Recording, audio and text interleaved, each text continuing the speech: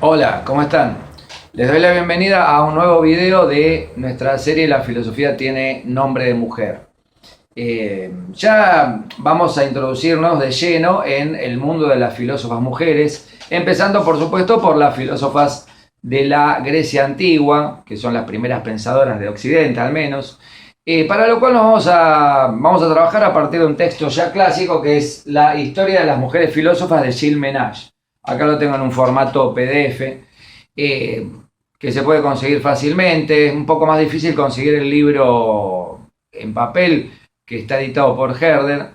Y en este libro, que es de un abogado, gramático, erudito del siglo XVII, francés, aparece catalogadas las principales filósofas del mundo antiguo. La mayoría de las que se tiene algún tipo de noticia, de las que todavía había algún tipo de noticia en el siglo XVII. No trata a las filósofas posteriores a la antigüedad. Menage fue una especie de feminista o protofeminista de la era barroca, cuyo trabajo ha sido invaluable debido a que se tomó justamente el trabajo de catalogar a muchas pensadoras que no interesaban a la tradición o apenas se mencionaban, salvo Hipatía, que es la más conocida de las filósofas en la historia, de las filósofas antiguas. Y al final del libro, Menage habla de las filósofas pitagóricas, que yo las voy a exponer al principio por una cuestión de cronología. Porque por supuesto Pitágoras fue uno de los primeros filósofos griegos, del que hablamos en la serie Filosofía desde cero. Pueden ver el video que aparece en un link al final de este mismo video. Y Pitágoras se dice que fue instruido por una tal Temistoclea o Teoclea, que habría sido su hermana. Según algunas traducciones, no es que era la hermana, sino que era una pitonisa de Delfos, y hay una confusión en la traducción. Sea como sea, lo cierto es que esta filósofa lo habría introducido a Pitágoras en la filosofía moral, que después va a tener tanto peso en el pitagorismo. La que sí es una filósofa muy destacada y no cabe duda que existió fue Teano, de Crotona, que es la esposa de Pitágoras, o se casa con Pitágoras una vez que se había convertido en su discípula. Según alguna que otra versión también podría haber sido una hija, pero es más probable que haya sido la esposa y que hayan tenido con él, con Pitágoras, varios hijos, unos 5 hijos, de los cuales 2 por lo menos también eran filósofas mujeres: Mía de Tespis, una hermosa y docta poeta, según dicen, y Arignota de Samos. Teano habría escrito, o escribió un libro, mejor dicho, pero que se perdió, salvo algunos fragmentos, sobre la piedad. Un libro de filosofía moral, fundamentalmente. También se atribuyen a ella poemas, epístolas. Pero lo más destacado de Teano es su conocimiento de las matemáticas a partir de lo que se estudiaba, no solo lo que pregonaba Pitágoras, sino de lo que se estudiaba en la escuela pitagórica. De hecho, se atribuye a ella el descubrimiento o el planteamiento de la llamada proporción áurea, que muchos recordarán como aquella proporción que determina la belleza de una imagen. Ha sido muy asociada a ciertas figuras de la naturaleza y también a la proporción y belleza en las obras de arte, por ejemplo en el Partenón,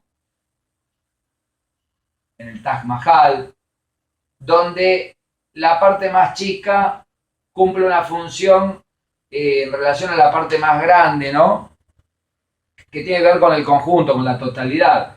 Digamos, la totalidad de la línea original es a la parte más grande lo que la parte más grande a la más chica, y así hasta el infinito. Entonces se puede establecer una proporción que muchos creen haber encontrado en obras clásicas de arte. Otros dicen que esto no es tan así, que puede encontrarse o no, pero que, como sea, es interesante de plantearse. Esto dicen que lo habría formulado Teano. A la muerte de Pitágoras, una vez que, como recordarán, la escuela pitagórica es perseguida, es destruida, tienen que escapar muchos de los que conforman esta escuela, y cuando muere Pitágoras, la dirección de la escuela queda a cargo de Téano y sus dos hijos Teleauges y Nesarco.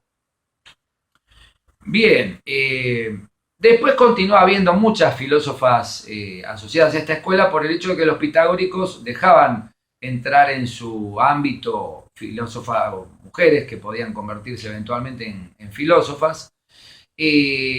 Jámblico nombra hasta 15 mujeres pitagóricas, una de ellas Tímica, que quedó en la historia como una mujer que se rebela contra Dionisos, un tirano que en un momento la tortura estando embarazada para que le dé información sobre algunos preceptos secretos de la escuela. Recordarán que los pitagóricos tenían el carácter de una orden esotérica, como si fuera la masonería, no había cosas de ellos que nadie sabía qué pasaba dentro de la escuela pitagórica. Esta mujer Tímica es torturada y antes que confesar lo que le pedían que confesara, decide arrancarse a sí misma la lengua mordiéndola y se le escupe al tirano en la cara. Esto dice al menos una leyenda, que también está atribuida a muchos otros filósofos y filósofas de esta época, con lo cual es dudosa su autenticidad, pero sin embargo es muy representativa de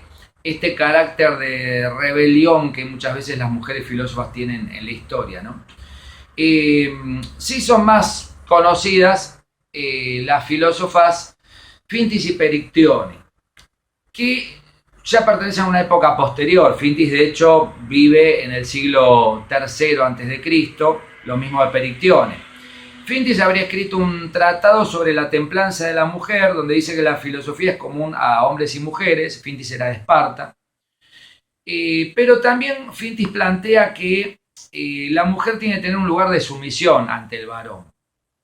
Algo parecido pasa con Perictione, que podría haber sido la misma Perictione, que es la madre de Platón, u otra Perictione, esto no se sabe a ciencia cierta, que escribe un tratado sobre la sabiduría y otro sobre la armonía de las mujeres, donde plantea que la naturaleza es un todo, lo ve como una totalidad, ¿no? Un poco la idea del cosmos o del orden universal griego. Pero todas estas filósofas, lo mismo que Téano, dicen que la mujer tiene que tener un lugar de sumisión ante el varón. De alguna manera buscan rescatar el orden tradicional, el orden de una sociedad que tenía estos preceptos como muy fuertes y era muy difícil ponerlos en cuestión, ¿no? Bueno, acá tenemos la figura de Fintis y de Perictione, o al menos bustos e imágenes que están asociadas a estas filósofas. Habría una última filósofa pitagórica de la que podríamos hablar, que sería Melisa, de la familia de Meliso de Samos, del que hablamos también en el video sobre los Eléatas, en Filosofía de Cero, de la cual se rescata una epístola clareta o parte de esta epístola, donde plantea que las mujeres solo se maquillarían o deberían maquillarse con pintura roja, porque el rojo es el color de la vergüenza, del pudor, ¿no? Y el pudor está asociado a una virtud propia de la mujer. La mujer tiene que ser pudorosa, entonces no tiene que mostrarse en público, tiene que estar siempre muy tapada. Bueno, toda esa cosa tenía que ver con la sociedad muy tradicionalista helénica, en el que la mujer no podía tener más que ese lugar de la persona sumisa siempre al lado de. De hecho, el propio Gilles Ménage, ¿no? El que escribe este libro, a pesar de que parece defender el lugar de la mujer en relación a la filosofía, siempre hace alusión a que tal filósofa es hija de, hermana de, esposa de un varón. Aunque esos varones no sean conocidos por la historia, pero como un modo de decir, la mujer siempre está al lado de, ¿no? Bueno, así todo, con estas filósofas pitagóricas tenemos una primera época muy importante de la filosofía en relación a las mujeres y un grupo muy interesante para estudiar a fondo de filósofas adscritas a una escuela en particular, la escuela pitagórica, que después va a tener una especie de renacimiento en la época justamente del renacimiento europeo.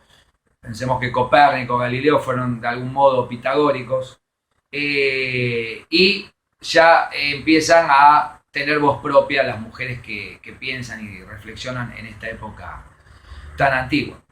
En un próximo video vamos a hablar de otras filósofas más contemporáneas de Sócrates y Platón, como Aspasia, y Diótima, y vamos a continuar esta apasionante búsqueda de las filósofas olvidadas de la época griega.